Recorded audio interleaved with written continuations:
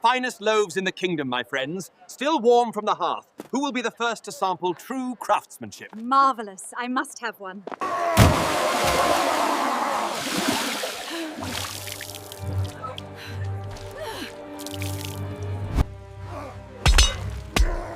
You don't belong here, monster!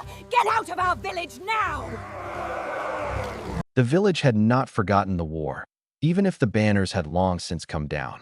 It lived in the cracks between stones, in the way shutters closed a little too quickly at dusk, in the way mothers still counted their children twice before bed.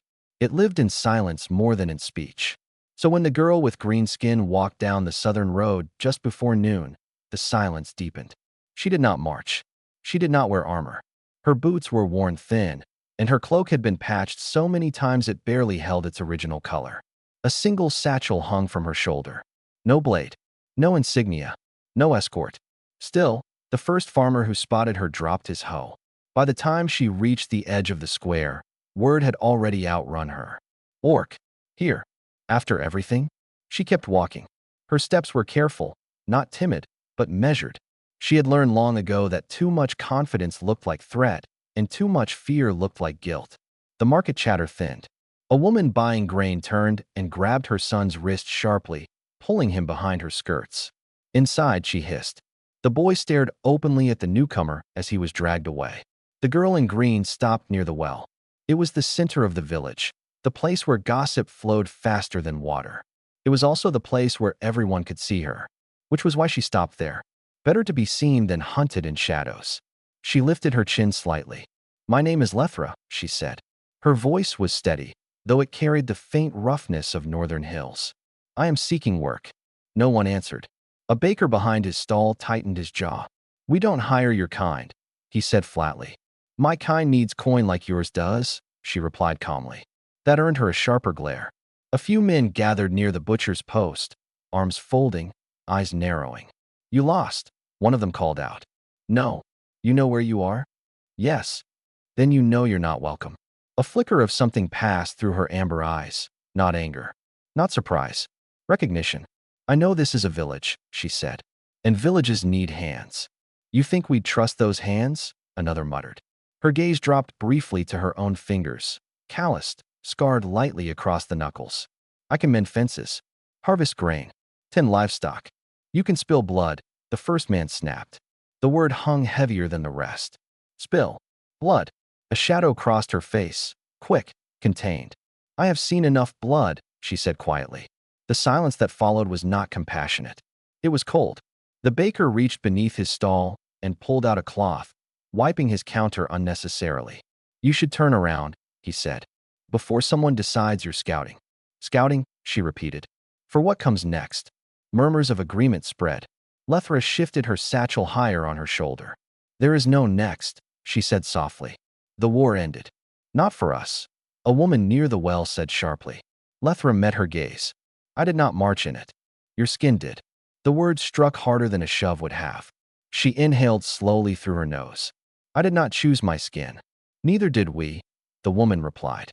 A small stone skidded across the cobblestones near Lethra's boot. Not thrown hard. Just enough. The message was clear. She stood there a moment longer, scanning faces. Not looking for kindness. Looking for neutrality. Finding neither. Then she nodded once. "Very well," she said quietly. "If no one will hire me, I will sleep beyond your fields and leave at dawn." "That'd be wise," someone muttered. She turned from the well and walked toward the outer road again. The crowd parted without touching her. No one reached out. No one offered bread. No one asked if she was alone. As she passed a small house near the edge of the square, she felt eyes on her that did not carry the same edge. A man stood in the doorway, broad-shouldered, dusted in flour from what looked like grain sacks. He did not glare. He did not step forward. He simply watched. Their eyes met for half a second. He did not look away, but he did not speak either. Not yet. Lethra walked past him and continued toward the tree line beyond the farms. Behind her, the square slowly regained its sound. But it was different now. Sharper. Because for the first time since the war ended, Greenskin had stood in the center of their village. Not as an invader. Not as a soldier. Just as a girl asking for work. And not one person had touched her. Not even to push her away. Lethra did not leave at dawn. She had meant to. She had found a small patch of ground just beyond the last fence post, where the tall grasses bent low enough to block some of the wind. She slept lightly, one hand tucked beneath her satchel, the other resting on the earth as if grounding herself to it. But hunger made decisions harder. When the first smoke began rising from village chimneys in the pale blue light of morning, she rose with stiff limbs and made a choice she had made many times before in many other places. Try again. The war had ended, but suspicion had not. Still, villages were practical. Practical people needed labor. She walked back toward the square as the first carts rolled into place. A few villagers noticed her immediately. The murmur returned, softer this time, but edged. She didn't leave. Told you. Persistent, isn't she? She ignored them. The first door she approached belonged to the miller. The wooden sign creaked faintly in the morning breeze. She knocked once. No answer. She knocked again. The door cracked open barely a hand's width. A middle-aged woman peered out, eyes scanning Lethra from tusks to boots. What? The woman asked flatly. I can carry sacks, Lethra said. I can lift more than 2 of your men at once. The woman's eyes hardened. I don't need muscle. I can grind grain. I know them. The door shut mid-sentence. Lethra stood there a moment longer, staring at the wood. Then she moved on. The blacksmith's forge roared with early fire. She stepped inside the wide doorway and waited until the hammering paused. I work iron, she said carefully. The blacksmith wiped sweat from his brow and stared openly. I don't forge weapons for your kind, he replied. I'm not asking for weapons. What then? Shoes. Tools. Hinges. He gave a humorless laugh. You think I'll hand you iron? I would earn it. He stepped closer, lowering his voice. You standing in my doorway cost me customers. She stepped back without protest. I understand. She did not, but she said it anyway. Next came the baker, the same man who had refused her yesterday. She approached his stall without meeting his eyes. I can clean ovens, she said quietly. Fetch water. The baker leaned forward. I told you yesterday. I know. Then why are you still here? Because I need work. The baker grabbed a small bucket of wash water and flung it outward. The splash hit her chest and face before she could step aside. Cold. Sudden. The square went silent. Water dripped from her chin onto the stone below. Wash it off, someone muttered from the crowd. Maybe the green will fade. A few nervous laughs followed. Lethra did not move. She blinked slowly, letting the water run down her cheeks. It would have been easier if he had struck her. Easier if he had shoved her into the mud. Humiliation burned differently. She wiped her face once with the back of her sleeve. I did not come to take anything, she said softly. You came. The baker snapped. And that's enough. Another voice chimed in from near the well. Go north. Or find your own kind. Maybe you're scouting. The word returned like a bruise pressed too often. Lethra felt something tighten in her chest. I walk alone, she said. Convenient. She looked around the square. Faces she did not know. Grief she did not cause. Anger she could not undo. She stepped away from the stall slowly. That was when a small boy, no older than 6, broke free from his mother's grip and approached her openly. Your skin really green? He asked curiously. The question held no malice. Just wonder. Lethra crouched slightly to his level. Yes. Does it hurt? No. His mother gasped sharply and rushed forward, yanking him back so hard he nearly stumbled. Don't touch her, she hissed. The boy looked confused. I wasn't. You don't know what she carries. Lethra straightened again. I carry nothing contagious, she said evenly. The woman's glare cut sharp. You carry history. The words landed heavier than the water had. History. As if it were a stain. As if it were hers alone. Lethra stepped back once more. I will not beg, she said quietly. Then leave, someone replied. She scanned the square one final time. That same man from the doorway yesterday stood near the grain cart again, watching. Still not speaking. Still not turning away. Their eyes met again. This time, he looked like he was deciding something. But he did not move. Not yet. Lethra turned from the well and walked toward the far edge of the village once more, clothes damp, pride wounded but intact. Behind her, the square resumed its sound, louder than before, because cruelty, once given, often needs noise to justify itself. And the girl with green skin walked alone again, still untouched, still unhelped, still unwelcome. By dusk, the sky had turned the color of old bruises, deep violet pressed thin by the last streaks of sun. Lethra had not left. She had spent the day beyond the outer fields, mending a broken stretch of fence no one had asked her to fix. The wood had split from winter frost. She bound it with rope from her satchel and reinforced the base with stones. When the farmer whose land it belonged to finally noticed, he said nothing, only stared from a distance before walking back toward his barn. No thanks. But no insult either. It was something. As evening settled, Lethra returned toward the well for water. She kept her eyes low, steps quiet. Most villagers had retreated indoors, but a cluster of young men lingered near the fountain, the same ones who had thrown the stone the day before. They saw her immediately. "Well, look," one of them called out, nudging another with his elbow. "She's still here." Lethra did not change pace. She lowered her bucket into the well without speaking. The rope creaked against wood. "You deaf?" another asked. "We said you weren't welcome." "I heard you," she replied calmly. "Then why haven't you left?" The bucket hit water with a hollow splash. "Because hunger doesn't listen to welcome." A few of them laughed. "Maybe she likes it here. Maybe she's waiting for something." "For who?" another smirked. "Her warband." Lethra pulled the bucket upward, muscles tightening beneath damp sleeves. She set it carefully on the stone edge and dipped her cup. A hand struck the cup from her grasp. Water splashed across the ground. She did not look up immediately. The men circled closer. "Answer when you're spoken to," one said. "I did." "Not good enough." A shove came next, not hard enough to knock her down, but hard enough to test balance. She stayed upright. "Don't touch me," she said evenly. One of them grinned. "Or what?" Lethra slowly lifted her gaze. There was no rage in her eyes. That unsettled them more than anger would have. "Or I'll defend myself." The tallest of the group stepped closer, crowding her space. "You think you could?" She did not answer. The silence felt heavier than threat. That was when a voice cut across the square. "That's enough." It wasn't loud. It wasn't shouted. But it carried. The men turned. The farmer from the doorway, the one who had watched and never looked away, stood near the edge of the square, hands still dusted with grain flour. He walked forward without hurry. "You don't want this," one of the young men muttered. "Don't want what?" The farmer replied calmly. "She doesn't belong here. Neither do you if that's how you act." The tallest one scoffed. "You defending her now?" "I'm stopping you." The difference mattered. The men shifted uneasily. "You know what she is?" one pressed. "Yes," the farmer answered. "And you're fine with that?" "I'm fine with someone getting water without being shoved." Lethra watched him carefully. He did not step in front of her. He stood beside her. Not claiming. Not shielding. Present. The tallest man's jaw tightened. "She's orc. She's thirsty." The simple reply unsettled the rhythm of their hostility. "You going to fight us?" one challenged. The farmer shook his head once. "No." "Then move." "No." The refusal landed quietly but firmly. The group hesitated. They were not prepared for calm resistance. A few villagers had stepped into their doorways now, watching, witnessing. The tallest one spat onto the cobblestone near Lethra's boot. "This isn't over," he muttered. "It doesn't have to start," the farmer replied. The men retreated slowly, muttering under their breath, but no longer circling. The square exhaled.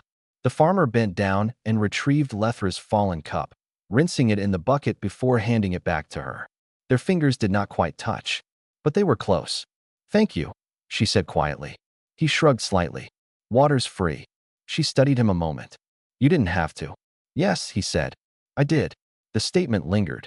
Behind them, a woman whispered to her neighbor. "He'll regret that." "Already does," the neighbor replied. The farmer lifted the bucket for her without asking and carried it toward the edge of the square. She followed. "Why?" she asked once they were out of earshot. He considered that. "Because no one else did." "That's not reason." "It's enough." They reached the outer path near the fields. He set the bucket down gently. "You can sleep in my barn," he said, not meeting her eyes. "It's warmer than the grass." Her breath caught faintly. "You'll be blamed." "I already am." She studied his face, searching for pity. Finding none. "I won't cause trouble," she said. "You didn't." The simplicity of that answer settled between them. Behind them, the square buzzed with quiet tension. Lines had shifted, not erased, but drawn. Because for the first time since she had walked into the village, someone had refused to look away. And in villages like this, defiance did not go unnoticed. It spread. The barn was warmer than the grass. It smelled of hay and livestock and iron tools left leaning against old wooden beams. It was not comfort, but it was shelter, and to Lethra, that alone felt like something fragile and rare. She did not sleep deeply. She never did when walls belonged to someone else. Before dawn, she rose quietly and swept the barn floor without being asked. She repaired a loose hinge on the stall door with wire from her satchel. Alden stepped toward the door. Lethra caught his sleeve. "If you go out there, it will turn." "It's already turned." "No," she said quietly. "It hasn't broken yet." Another stone shattered against the side of the house. A chicken squawked wildly in its pen. Alden pulled the door open anyway. Cold night air rushed in along with the noise. A crowd had gathered, not the entire village, but enough. Some stood with torches. Others hung back in shadow, uncertain but present. The mayor was there too. "You need to end this," he called toward Alden, "before someone gets hurt." "She hasn't hurt anyone," Alden replied. "That's not the point." "Then what is?" The mayor faltered. A voice from the crowd answered instead. "We don't want her here." Lethra stepped into the doorway behind Alden. The torches flickered against her green skin. A murmur ran through the gathered villagers. "There she is. She hides until dark." "I don't hide," she said evenly. "Then leave." She glanced briefly at Alden, then back at the crowd. "I will," she said. Alden turned sharply. "No." "Yes," she insisted quietly. "This is my burden." It became mine the moment they started throwing stones. She shook her head faintly. "You don't owe me this." He faced her fully now, blocking her path. "You don't run because they're afraid," he said. The words landed harder than the stones. Silence rippled through the front of the crowd. "She's not running because she's guilty," someone muttered. "She's not running because she has nowhere else," another replied. The mayor stepped forward, voice strained. "You think housing her makes you noble?" he asked Alden. "No." "Then what does it make you?" Alden met his gaze steadily. "Responsible." A stone flew again, this one striking Alden's shoulder. He did not react. Lethra's eyes flashed, not with rage, but something colder. She stepped past him before he could stop her. The crowd tensed. Her posture changed. Not aggressive. Grounded. "I have not harmed you," she said clearly. "I have not stolen. I have not threatened. I asked for work." "You wear enemy skin," someone shouted. "I wear the skin I was born in," she replied. Another stone lifted in someone's hand, but hesitated. "Throw it," she said quietly. The challenge stunned them. "Go on," she continued. "If that makes you safer." The man lowered his arm. The silence deepened. Torches crackled softly. The mayor looked between her and Alden. "This can't continue," he said. "No," Alden agreed. "It can't." He stepped beside Lethra again. "If you want someone to blame," he said to the crowd, "blame me." Murmurs rose. "You chose this." "Yes." "She didn't force your door." "No." "You think you're better than us?" "No." He let the word settle. "I just won't help you hurt someone who hasn't hurt you." The weight of it pressed down. Some faces shifted. Others hardened. The crowd did not cheer. They did not apologize. But they did not throw another stone. One by one, torches lowered. People drifted back toward their homes. Unsettled, unconvinced, but quieter. The mayor lingered last. "You've drawn a line," he said. Alden nodded. "Yes." "You'll live with it." "Yes." When the yard finally emptied, Lethra exhaled slowly. "They'll come again," she said. "Maybe." "You shouldn't have stopped me." "Yes," he replied gently. "I should have." She looked at him, confused. "I should have stopped you from thinking this is yours to carry alone." The barn stood scarred. The night remained cold. But something had shifted. The stones had not broken the door. And for the first time since she had walked into the village, Lethra had not faced the darkness alone. Which meant the next confrontation would not be with shadows. It would be in the open. The village did not return to normal after the night of stones. It pretended to. Market stalls reopened. Bread was baked.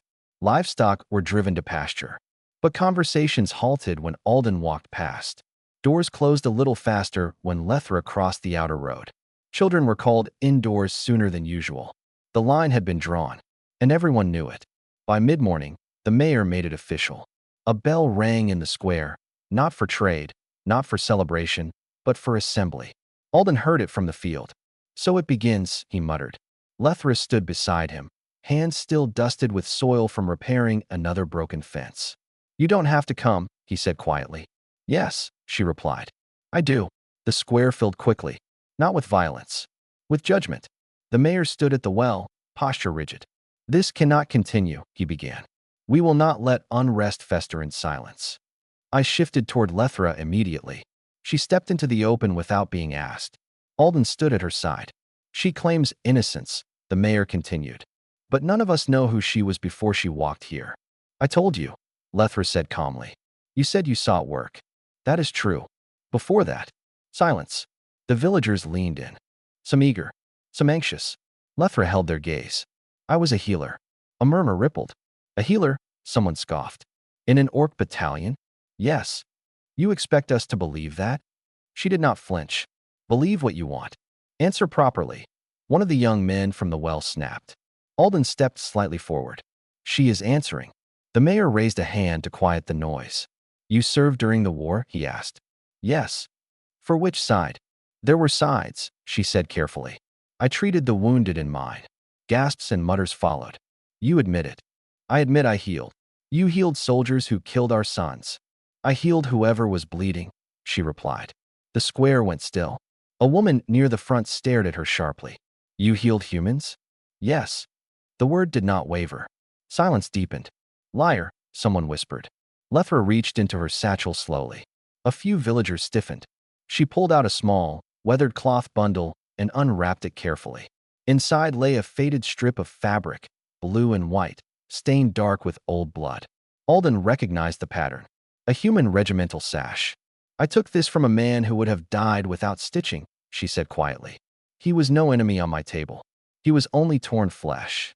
No one spoke. I treated who I could, she continued. Human. Orc. It did not matter once they were screaming. The mayor's jaw tightened. And you expect that to erase what your people did? No, she replied. Nothing erases war. Then why come here? Her voice softened. Because I am tired of stitching bodies. The honesty cut through the square. But not cleanly. You think that absolves you? The tallest youth demanded. I do not seek absolution. Then what? Work, she said again. And quiet. The crowd churned uneasily. Truth complicated hatred. It made it harder to hold. The mayor exhaled slowly. There is no proof, he said. Only her word. Alden stepped forward. And ours, he said. Our? The mayor repeated sharply. I believe her. You believe too easily. No, Alden said. I believe because she hasn't lied. How would you know? Because liars ask for advantage. She asked for work. Silence returned. Not convinced. Not softened. But shaken. The woman who had pulled her child away on the first day spoke up suddenly. My brother died at River Pass, she said, voice tight. He bled out in mud. Lethra met her gaze gently. I am sorry, she said. The woman swallowed hard. Were you there? No. Would you have helped him? Yes. The word carried no hesitation. The woman's eyes filled briefly, then hardened again. We'll never know. No, Lethra agreed. The bell rope swayed faintly in the wind. The mayor looked over the crowd. This village cannot run on uncertainty, he said. We must decide. Decide what? Exile? Acceptance? Silence stretched. Then a sharp cry split the air from near the outer edge of the square. A small body crumpled near the bakery stall. A child. Foam at his lips. The crowd surged in panic. Poison, someone shouted.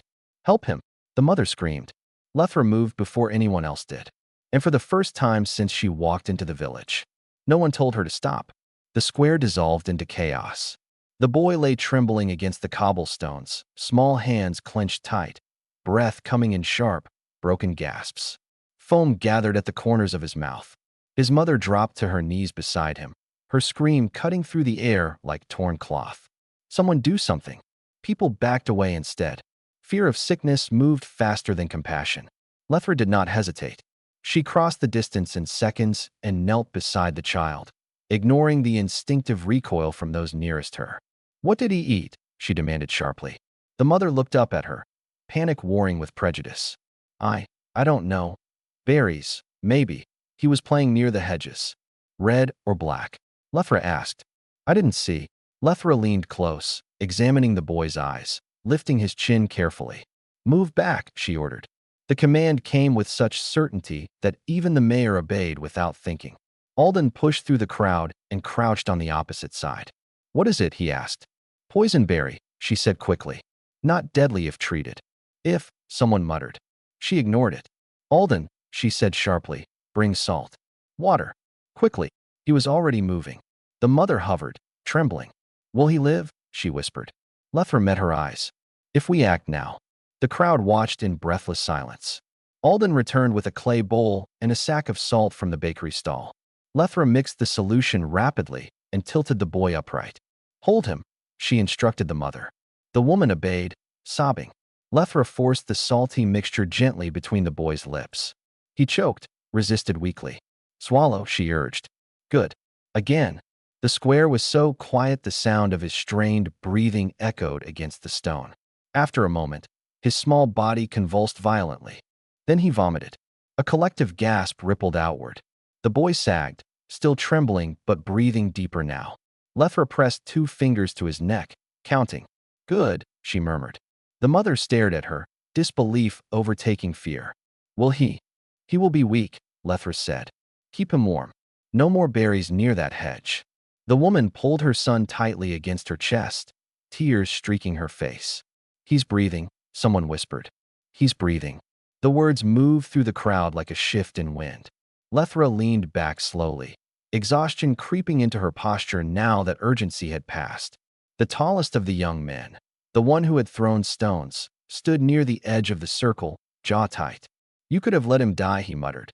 She looked up at him evenly. Yes. The simplicity of the answer unsettled him.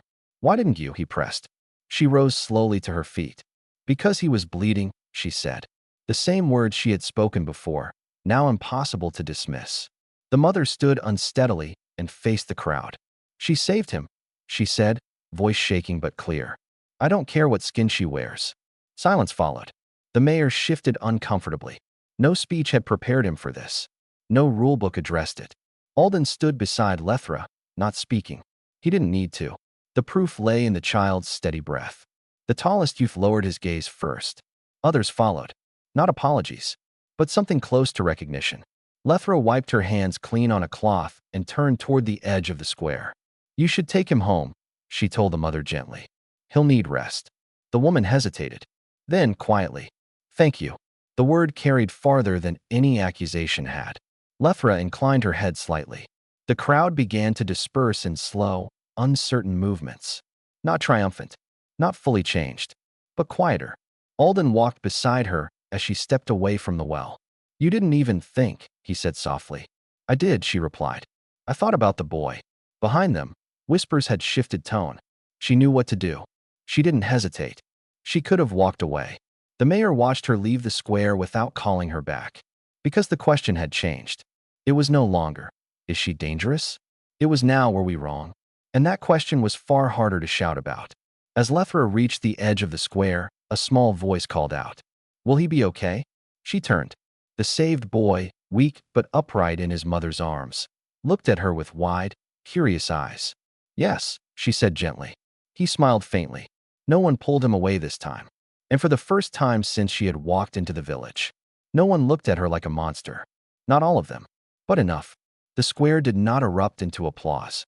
It unraveled into quiet.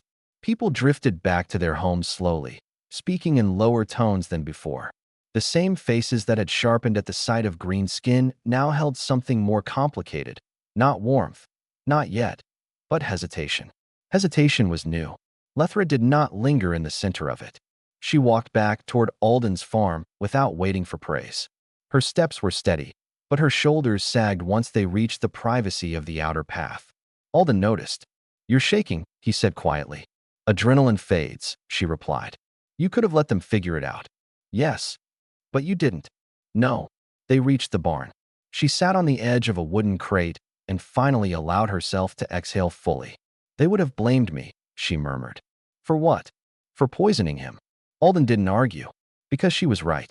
He leaned against a beam. They didn't. Not this time. The phrase hung heavy. Not this time. By evening, something unexpected happened. A soft knock sounded at the farmhouse door. Alden opened it cautiously. The boy's mother stood there, child bundled in her arms, pale but awake. I brought bread, she said awkwardly. Alden stepped aside without comment. Lethra stood slowly from the hearth corner where she had been mending a torn shirt. The mother approached her carefully, not with fear, but uncertainty. He asked about you, she said quietly. The boy peeked from beneath the blanket. Your hands were warm, he said. Lethra blinked once, caught off guard. I'm glad, she replied gently. The mother swallowed. I was wrong.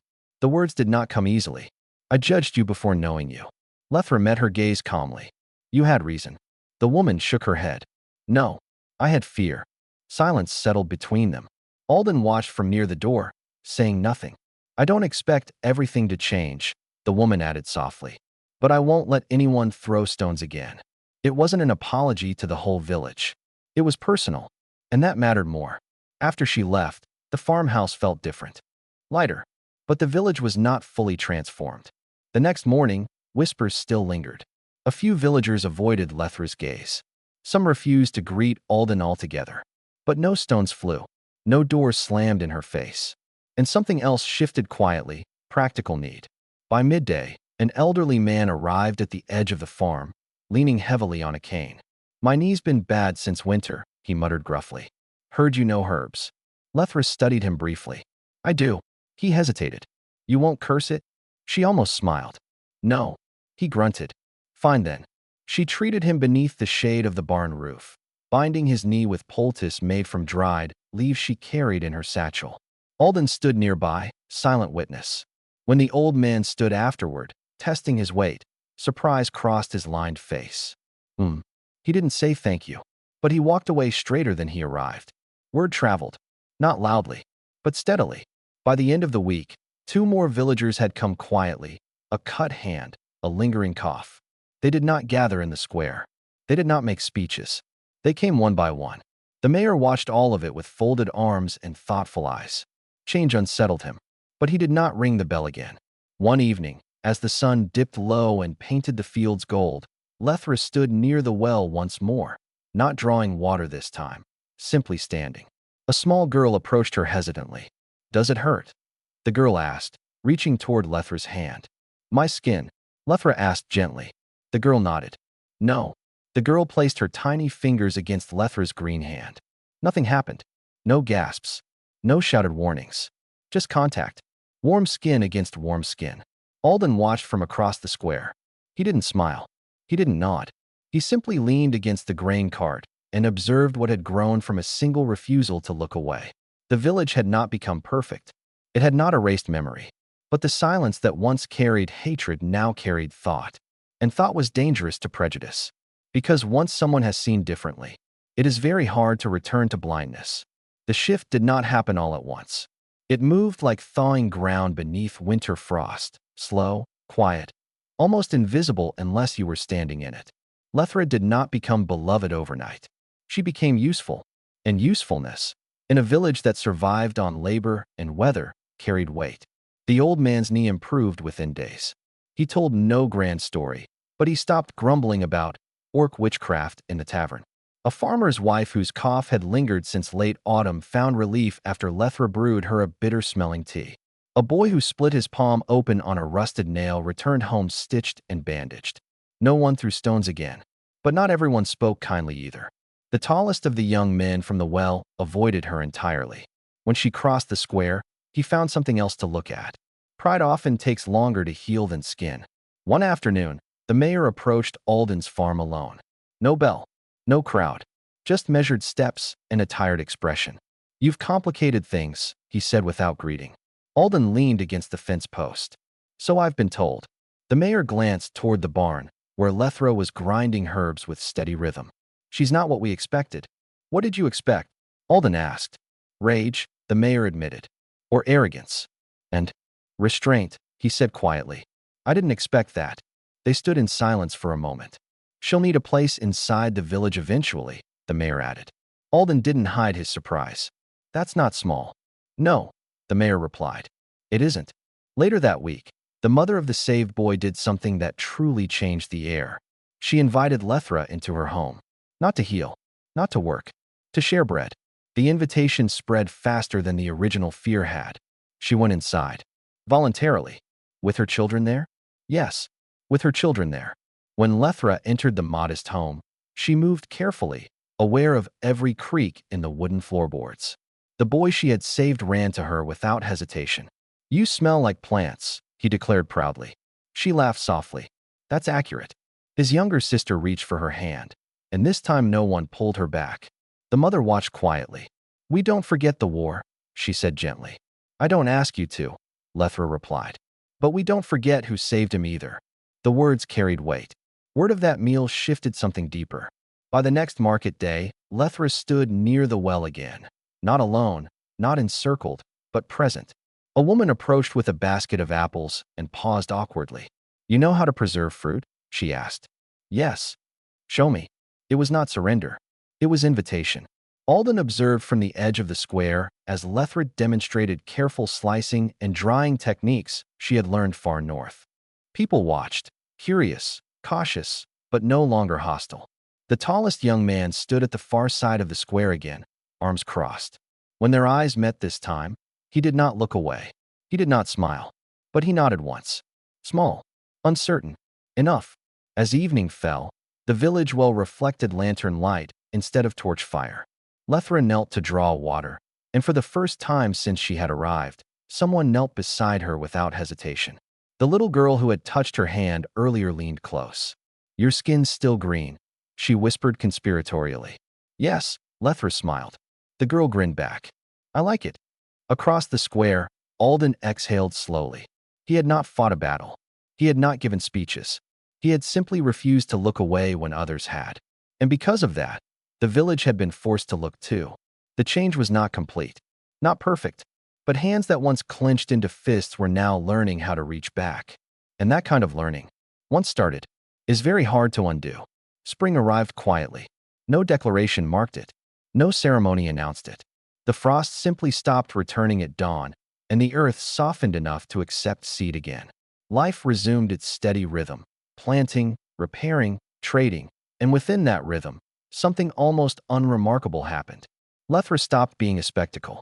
She became routine. The barn no longer felt like borrowed shelter. The mayor had offered the small and used stone cottage near the eastern edge of the square, once home to a widow who had passed 2 winters ago. It was not grand, but it was inside the village. The offer had not been unanimous, but it had passed. When Lethra carried her satchel across the square toward that cottage, no one whispered. No one threw stones. A few nodded. A few said nothing. The silence was different now. Not sharp. Settled. She repaired the cottage roof herself, sealing cracks with pitch and reinforcing beams with simple iron braces Alden helped forge. Children gathered outside to watch, fascinated not by her skin, but by the way she moved with quiet efficiency. Can you teach me that knot? One boy asked. Yes, she said. He didn't hesitate before taking the rope from her green hand. Inside the cottage, herbs dried from ceiling hooks. A narrow table became her workbench. Word spread, not dramatically, not loudly, that if you were cut, fevered, or aching, you could knock on the eastern door. Some did. Some still did not. But no one barred it. The tallest young man from the well appeared one evening near dusk, jaw tight. My sister's sick, he muttered. Lethra didn't comment on the irony. Show me. She followed him through the same square where he once circled her with hostility. No one reacted. No one gasped. Inside his home, she treated the girl's infection with steady hands. When she finished, the young man avoided her gaze. Thank you, he said roughly. It wasn't graceful, but it was real. As weeks passed, market days grew warmer. Children no longer paused when running past her. A little girl with braids once tugged at her sleeve. Does green fade? She asked curiously. No, Lethra said. Good, the girl replied. It's pretty. The comment spread no controversy. Just a shrug. Alden watched all of it from his usual place near the grain cart. He had expected resistance to linger longer. He had expected backlash to sharpen. Instead, something simpler had happened. Familiarity. Fear thrives in distance. Proximity erodes it. One afternoon, as the village gathered for planting festival, modest, cautious, but hopeful, Lethra stood near the well once more. Not at its center, not outside it. Within it, a small boy reached for her hand to pull her toward the dancing circle. She allowed herself to be dragged, laughter breaking from her throat in a way it had not since she first stepped into the square weeks ago. No one flinched. No one whispered. Green had become part of the pattern of the village, like the brown of soil, the gray of stone, the blue of river. Normal. Alden leaned against the wooden post near the edge of the square, arms crossed loosely. The mayor stood beside him. "You were right," the mayor said quietly. "No," Alden replied. "I wasn't right." The mayor glanced at him. "You stood. That's all." He looked toward Lethra as she spun clumsily with the children, her laughter carrying clear across the square. "I didn't change them," he said softly. The mayor followed his gaze. "No," he admitted. "You just refused to look away." And that had been enough. The war was not erased. Grief had not vanished. But the village had learned something deeper than tolerance. It had learned recognition. Green skin did not mean enemy. It meant Lethra, the healer, the neighbor, the woman who stayed. As the sun dipped low and lanterns began to glow, Lethra caught Alden watching and raised a hand in quiet acknowledgement. He lifted his own in return. No grand speeches. No dramatic apologies. Just a square where children laughed, bread was shared, and green skin no longer froze the air. Because sometimes change does not arrive with thunder.